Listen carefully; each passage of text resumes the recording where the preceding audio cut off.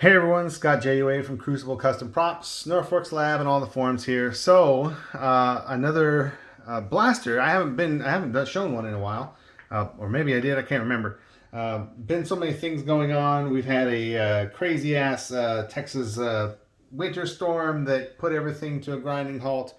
But I did manage to finish this. So we went from -4 one day, and 4 days later it was in the 70s. So in those 4 days, I was able to finish this. This has been in the works for a while. But this is the very first one that I've done. And I think a couple of people have done it so far. Put a blaster core full electronics in a 1-to-1 steel Mauser. Now, part of that is to have had a few people ask me to do it, and I said, well, sure, we can do it. But there were no blaster cores available. For whatever reason, Plector Irv hasn't made any blaster cores for quite a while, and the owner of this had it already, so he sent it in with this, or he sent it in, and after we ordered the kit and everything, so that worked out great. But since, oddly enough, yesterday or the day before, I noticed that someone else was asking about it. I said the only problem is we can't get a blaster core, but apparently Irv made some more, or more have been unearthed, and it's been a couple years since I've seen some. So Custom Saber Shop has some right now, and I think Irv on PlectorLabs.com has some. So get them while you can. But in any case, this is the first steel one I've done. Now, there was one thing I wanted to see if I had laying around, and I don't know where it went. Let me pause real quick. I'm going to find it. Okay, the important part I needed was here. Okay, anyway. So, Field Marshal designed this to be basically a Mauser replica, and I think he took some considerations as far as switch placements for switches, basically. So the switches are like with the Graflex switches that you use for a Graflex lightsaber. Now, on the locking frame of the Mauser replica, he has pinholes strategically placed inside where these switches would go.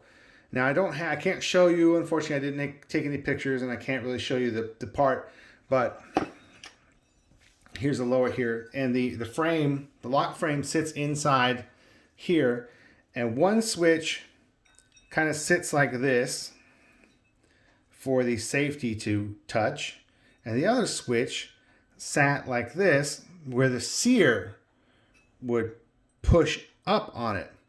Now the problem with that is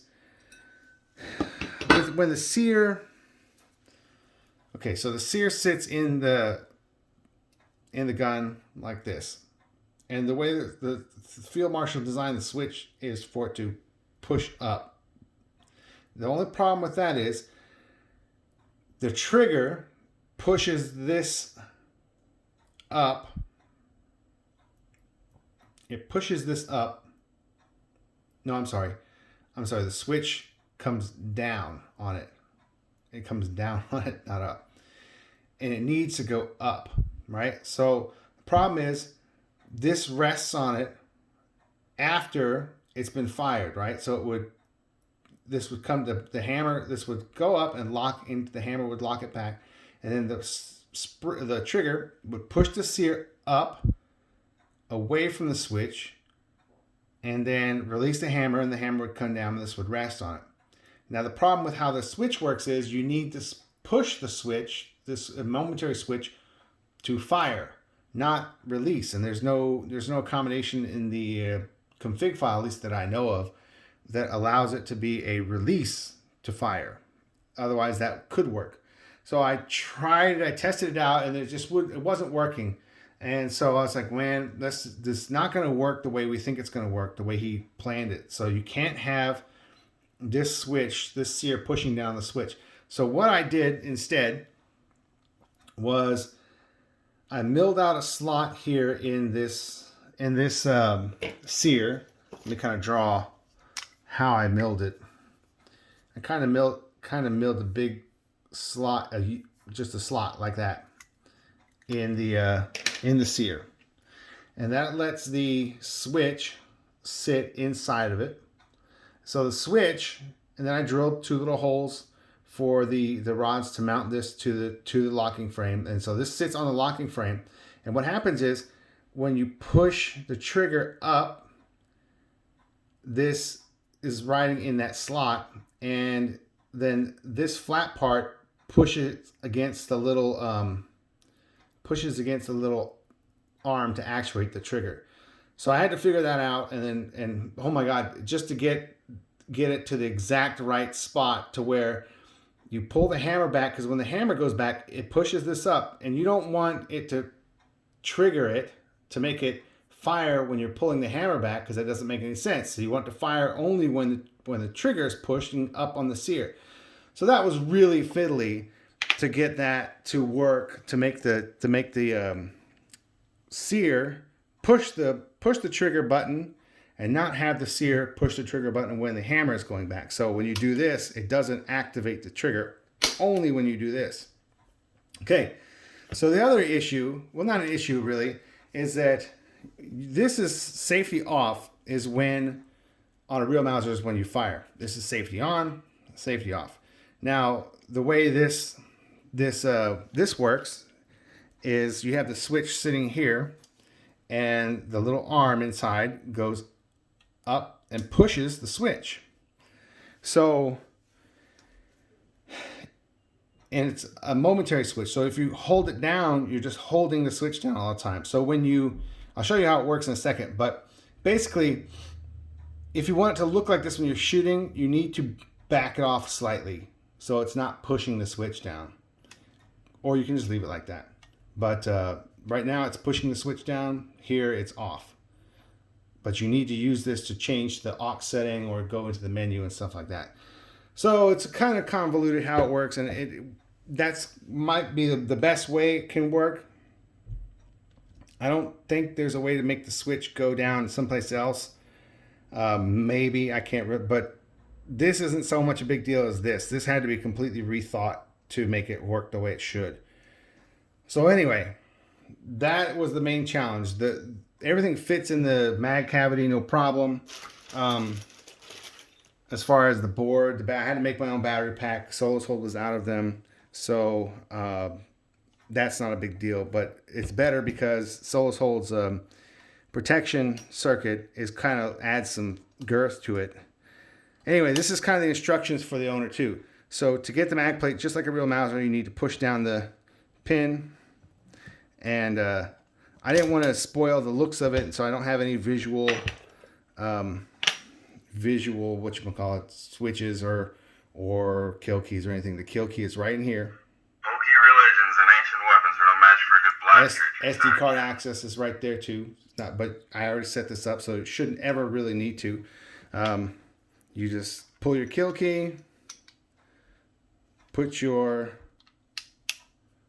plate back on, and you're ready to rock. Okay, so of course this is the auxiliary button. You have to push it away, because if you just leave it there, it's holding it down. Okay, this is the regular fire. An RGB LED. Stun. And this is, I mean, seriously, this is the loudest Han Solo blaster I've ever done. I don't know if it's just the way I milled the wood or what, but this is loud. It hurts my ears. It's so loud. But as you can see, you can fire it.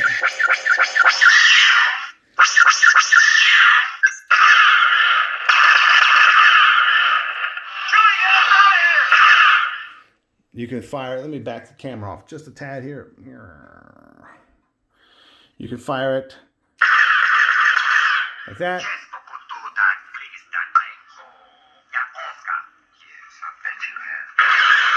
And I'm reaching around the tripod here. You can pull the hammer back. See how the hammer won't make it fire?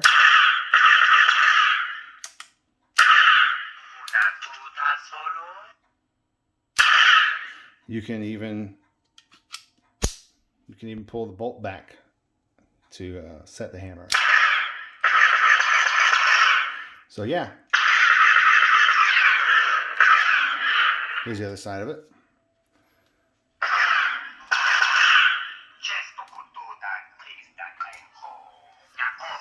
Now, let's put my hands around here.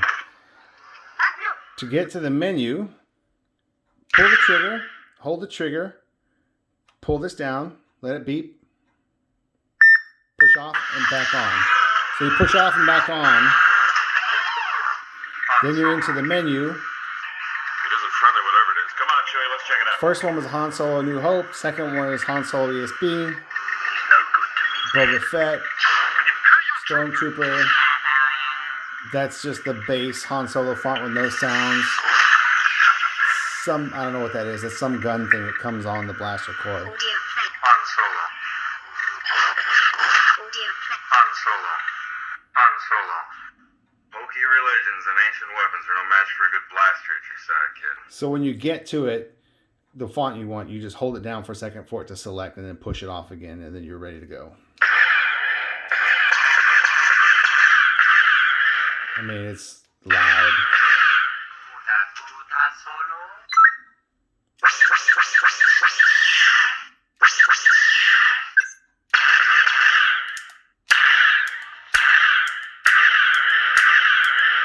Pretty cool. And again, 7.4 volt lithium ion. That's pretty much it. So when you're done playing with it, you just, use your tool or whatever you can to push down that little pin, slide off the mag cover, put your kill key in, and you are good to go. So that is it. Oh, and the sight greebly here is magnetic, just like on the live fires I do, or any of the steel ones. It's easier. So anyway, there it is, guys. That's the first one that I've done. The Han Solo A New Hope, the 1-to-1 steel Mauser Field Marshal kit with the blaster core. So it is possible, but it kind of sucks. You have to re-engineer everything. The hardest bit is really just to get that sear to work with that little switch. Oh, and I have to mill some wire passage clearance under the locking frame or locking block here. Otherwise, it sits flush just like the real gun, and there's no way for wires to run through. So I had to mill some clearance for the wire from the speaker, which is housed in the in here, to go up in and pass through that. And so it's kind of fiddly because the way you have to put it together, you have to put the upper on, but at the same time you have to run the wire, so you have to have enough slack to run the wires in and out so you can wire it outside of the mag well, because you have to stuff the wires in, because there's no way to do it. You have to put all this together before you can wire it up. It's kind of crazy. It's just kind of fiddly. Anyway, sound exits through the stock slot back here. And what else can I tell you? That's pretty much. Oh, you definitely do need to mill out it's a clearance for a speaker in the frame of the handle, and then you have to mill out the wood as well. So some work to be done for sure. It's oh, and as you can see, this is here for a reason. Actually, I completely destroyed this lower. The end mill grabbed it and bent it up and chewed it up and destroyed it because I tried to take too big of a cut and screwed it all up. So anyway, I got a new lower for it, and this one is just now junk, completely junk. But lesson learned, and don't do what I did. Don't screw it up. So anyway, that's it, guys. Thanks for watching. It's pretty cool. It's definitely heavy. It's heavier. I want to say it's heavier than the real gun because you have a solid steel barrel. Well, this is drilled out, but still not as much as a real bore. And then you have the added weight of a battery and some, little bit extra wire. So I think this is probably a little heavier than the real gun. But anyway, thanks for watching. I've rambled on long enough. Bye-bye.